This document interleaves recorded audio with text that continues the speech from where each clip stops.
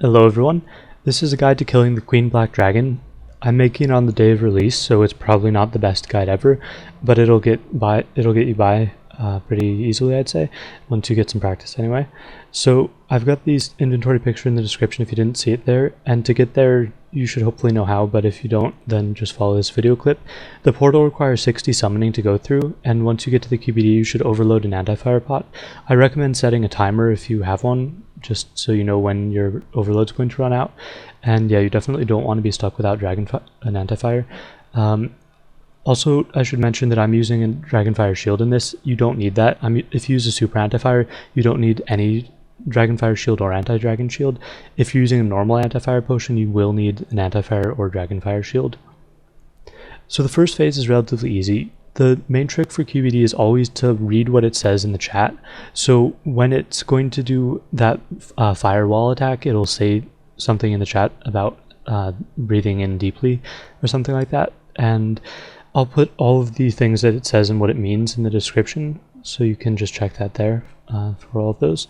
So just keep safed up. It will use a variety of different attacks, but it shouldn't be too bad. It doesn't really have anything that can KO you on this phase, unless you run through the wall of fire a lot, which you should try not to do. If you're really laggy and you can't avoid the fire, you should try running directly through it rather than at an angle, otherwise you will get hit more than once. Now I'm going to speed up to the end of this phase.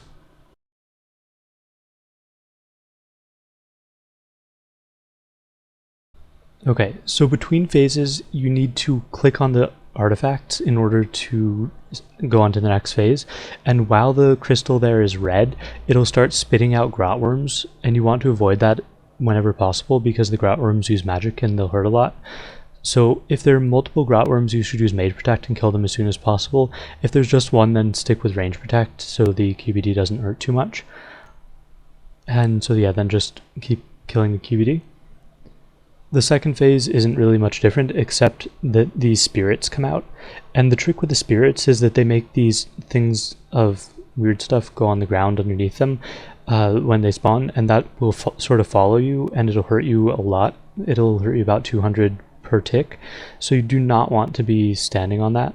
And the trick to killing the spirits and to getting rid of that stuff is to drag that black sort of fiery stuff onto the spirits, and that'll both hurt the spirits and get rid of the fiery stuff.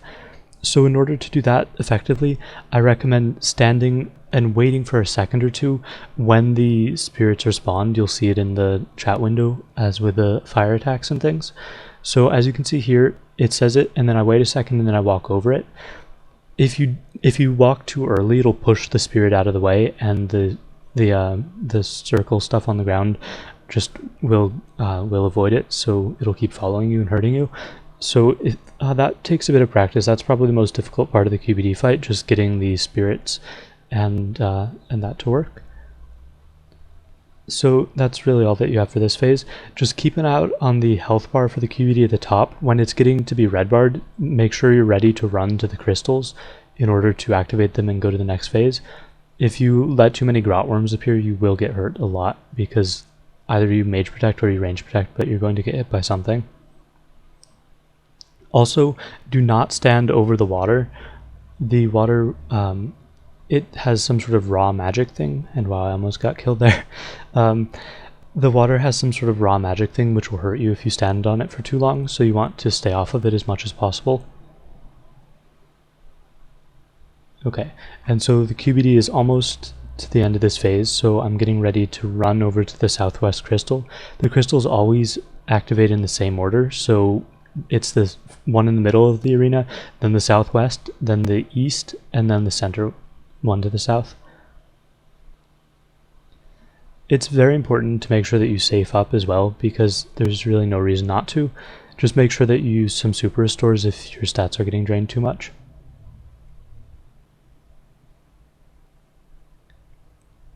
And if you can soul split flash, that also helps, but it's definitely not necessary. Just make sure that once the grotworms are dead that you remember to switch to range protect again, because otherwise the QBD will hurt you quite a bit. So this phase is pretty much the same as the last one, except it'll summon more waves of fire and it'll summon more ghosts. So nothing really to say, so I'll skip ahead.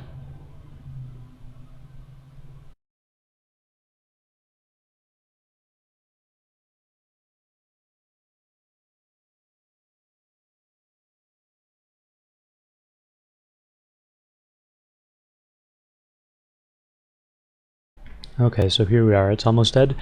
So as in the last wave, you need to make sure to be ready to run to the southeastern crystal so you can activate it as soon as possible. Also, if you're doing this with a steel titan or another familiar that does damage, you can set the titan to attack the boss right as it's about to switch phases, and that way you can run over and activate the crystal as soon as possible. So for this phase, you have to be pretty careful. You should safe up as well as kill the ghosts whenever they start talking, going to the corners.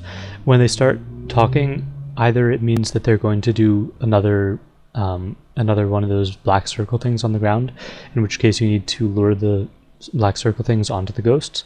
Otherwise, they're going to be going and activating the time stop attack, which I didn't actually show in this video, but the time stop attack will make you and the ghost immobile, while the QBD will be able to attack you for a few hits. And it can definitely kill you, especially if she's doing an attack like her fire wave attack, or the fire walls. And she also has an attack on this round, which you probably just saw earlier, where she breathes a wave of sort of reddish and bluish fire right into the center. And when you see that attack coming, it'll say something about charging an extra hot fire. You want to get to the edges as quickly as possible, because if you're in the middle, it'll hit about 260 every second or two. So yeah, you want to avoid that. And you might have noticed that she changed colors here. When she's blue, that means that your range and melee attacks will hit better on her. And when she's greenish, it'll mean that your magic attacks will hit better on her.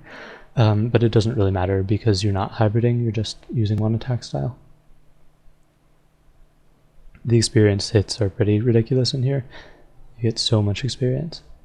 So yeah, you have to be pretty careful, and I definitely recommend safing up pretty hard on this phase, because yeah, the 4 ghosts can really KO you quite easily. Also, you don't have to kill the ghosts. I recommend, actually, if you don't have a steel titan, to get them to about half health.